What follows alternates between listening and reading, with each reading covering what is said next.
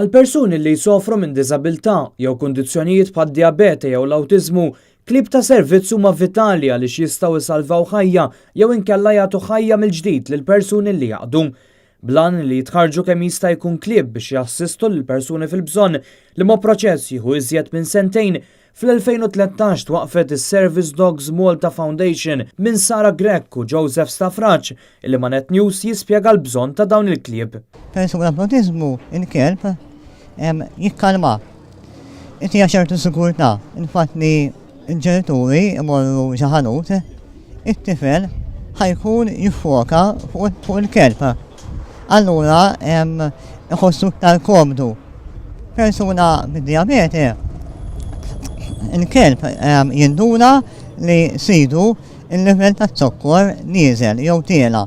Allura jista' jipprevedi ċertu inkwiet minn qabel. Għalkemm iben Joan Cremona għandu kundizzjoni imma m'għandux kelb ta' servizz, jitispjega kif bina rad bidla grazzi għal kelb abbandonat li adottaw u għaliex tifhem il-bżonnijiet tal-annimali għal persuni li għandhom xi kundizzjoni illi tgħin volontarjament lil din il-fondazzjoni. Jikkalmawhom ħafna illi dawn il-klieb ikunu attuned għal kundizzjoni ta' tfal. Allura huma joffrulhom ċertu sigurtà, ċertu reassurance. U minħabba din il-ġenituri tagħhom ikunu jistgħu jmorru. Pereżempju jagħmlu l-qadi tagħhom mingħajr ħafna interruzzjonijiet u drama. Iżda minkejja li dawn il-klieb huma tant importanti, il-fondazzjoni ta' Service Dogs trid taffaċċja kont li laħħaq il-15,000 euro għal kull kelb u għalhekk l-oppożizzjoni qed tappella lill-Gvern biex jassisti lil din il-fondazzjoni.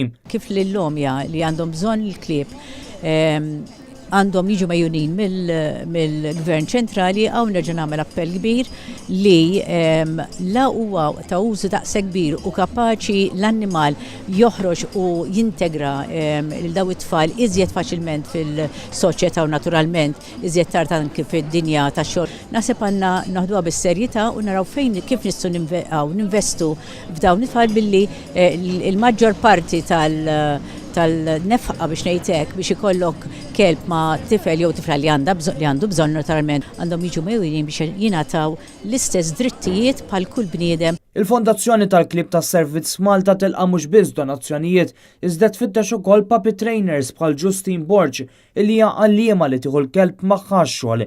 Tgħid li r-responsabilità pjuttost tisboq il-gost li wieħed ikollu kelb bħal dan iżda ġġib ukoll sodisfazzjon kbir. Blissi ġib miegħi wkoll l-iskola għax jiena għalliema. Hija responsabilità jerġa' ikbar għax apparti x-xogħol tiegħi għandi lilha x'nieħu ħsieb ukoll. Però naħseb illi b'dan li qed nagħmlu il-qudiem tkun qed tgħin il xi ħadd li verament għandu bżonn is-servizzi tagħha allura meta niftakar dik kollox ikun iktar worth it. L-istess waqt il-fondazzjoni tappella biex in-nies ma jmissux jew imelsu lil dawn il-klieb waqt li jkunu fuq taħriġ għaliex dan jista' jħarbat l-iżvilupp tagħhom.